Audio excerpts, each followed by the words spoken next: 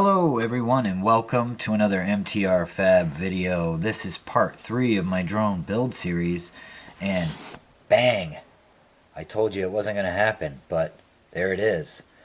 Get FPV hooked it up quick. I did not pay for any special shipping or anything. It just happened to work out in my favor and USPS delivered. So I'm going to do a little unbox action for you. In here is a couple TBS Unify Pro Nanos there, just to make sure I can get it done. I bought 2, and there's some new props there, some GemFan props I'm going to try, and I think there's a camera in there, and then there's the next build. So we're going to check the frame out that we're going to use next time. Yeah, cut this baby open. See if I can do it with one hand. Ooh, look at that. Okay, let's see what Get FPV sent us. So we've got those GemFan props. I've never tried these. I just saw them. They look good. So they're 3052 3-blade black polycarbonates. And I'd like to compare them to the HQs. And these are 3x3x3s. And these are polycarbonate as well. Anyway, I did want to show you this because this will be a future build. This is what I'm going to try to replace my Rotorx builds with. This is a 3-inch QAVS Mini, and I think it's 145 millimeter spacing, whereas the Rotorx is a 122 supposedly, 125. So it's going to have a little bit more build room and maybe a little less tedious to build. But here's 2 of the TBS Unify Pro Nanos in case I screw it up again. And then here's a little Foxier mini cam. Again, that's going to be for that build later. And same with those props. So what we need is right here, and we only need one. We're going to get at it. Something I should have checked last time before I did it, and that I'm going to check this time, is to just make sure that the PCB was labeled correctly and that that is indeed 5 volts. It is screen printed on there, but I do know how things go, and it could be printed on there wrong. So I'm just going to verify that I have 5 volts coming out of these 2 leads right here. So I've got my meter set to volts DC.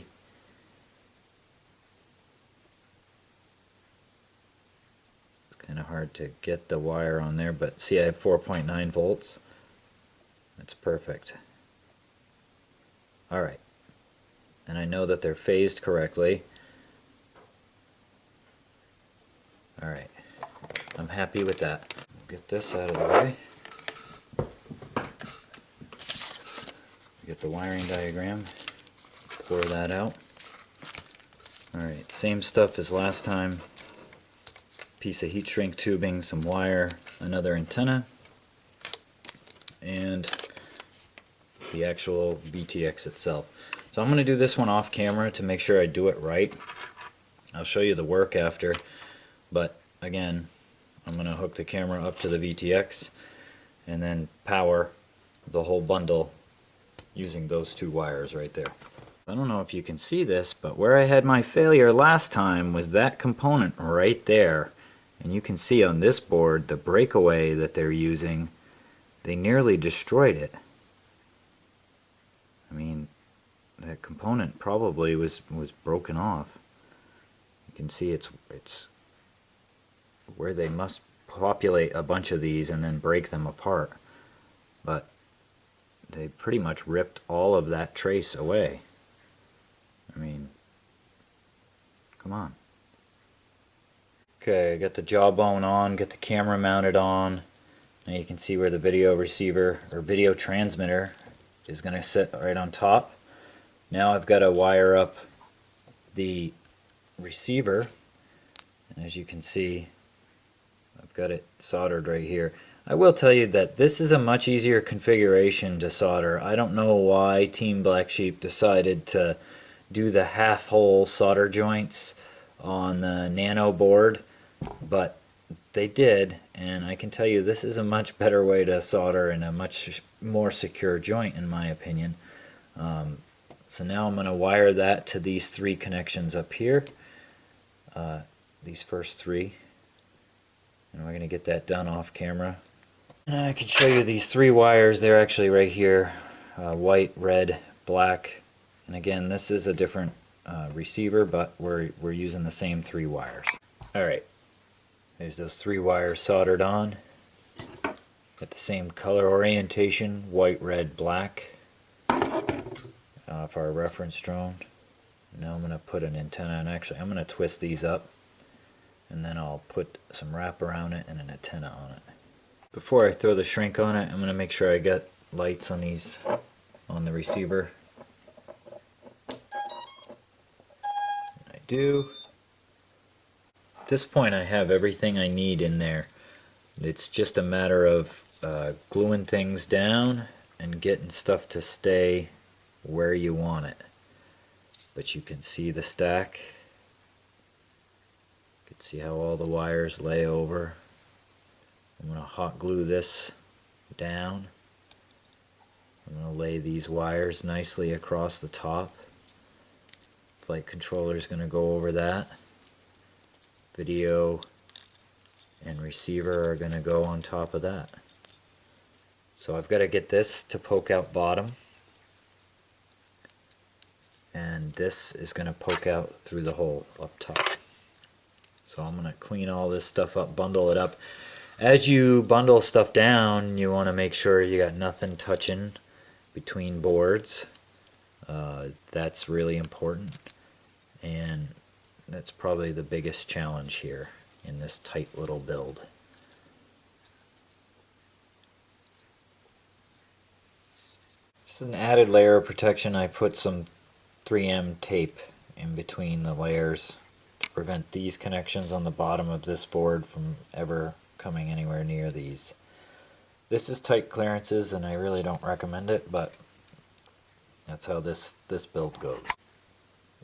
These corners I'll Dremel down, and I'm going to Dremel this, and then I'm going to shape the body. To shape this body, I'm going to transfer the lines over using the other one with some tape, and then I'll just cut it out. Alright, so I've got the hole cut for the USB, and now I'm going to drill the hole in the front mouthpiece, and I wanted to show you guys, it's taken me a little while to figure out the quickest way. I used to Dremel these out, but I will tell you, a Unibit does wonders. Just start really slow and careful, and I'm going to do this off camera with two hands because otherwise it's not going to work for me. And actually, now that I'm thinking about it, one tip is I usually do grind some of this away to make it more like a circle before I even start with the drill. So I'm actually going to do that. I'm going to Dremel a little bit out on each side of this to make it a little closer to round, and then I'll go in there with this Unibit. There the body is all cut. I'm going to grind corners. There it is. The body snaps on. Everything fits. You know, the USB hole could probably be a little bit smaller, but camera angle is great. Everything's in there. I've got some more zip tying to do, and I'll show you that. At this point, I think I'm going to hook up my transmitter and radio equipment to see if I can arm and disarm this and make sure all the props or motors are spinning in the right direction. It's something we haven't talked about yet, but it's very important. And to get any one of these motors to change direction, all you have to do is swap any two of the wires. This is a 3-phase DC motor, and I'm hoping I've got them all wired correctly, but how I set them up is so they all spin towards the center, and by that I mean this front left spins towards the camera, this front right spins counterclockwise towards the camera, this rear spins clockwise towards the camera, this spins clockwise or counterclockwise towards the camera. So if that makes sense, everything is going this way in the front, it's going this way in the back. And that's how they have to go. For if they're all spinning in the same direction, this would just rotate, right? There was one and then there were two. So I did get the software and all the firmware versions cooperating. It was quite the challenge because a lot of the earlier Crossfire stuff has changed significantly, and some of the new firmwares didn't really play well with some of my old hardware, so I actually had to run some older versions to get this stuff to all work. But eventually I got the Crossfire to talk to the KISS through the nano receiver to the transmitter in the TBS stuff. It really wasn't that complex. It's just I haven't played with this stuff for a while. But now it all works. I can arm and activate, and I've got all the blades are spinning in the appropriate directions.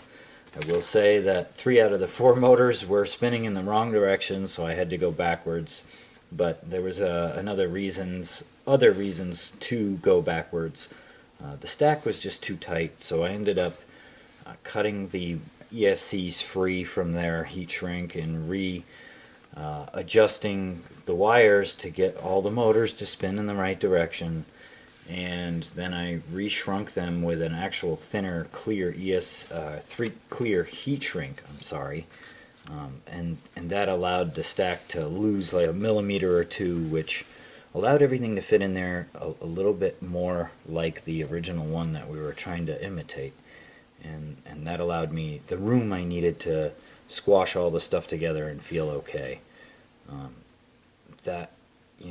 The other thing I want to say is I had to use a 4th wire. I spoke incorrectly about it uses the same 3 wires as the FR Sky receiver, but there's an added wire that you need to arm, and that's the aux1 channel. So there's a 4th wire that I didn't show you that goes to the receiver.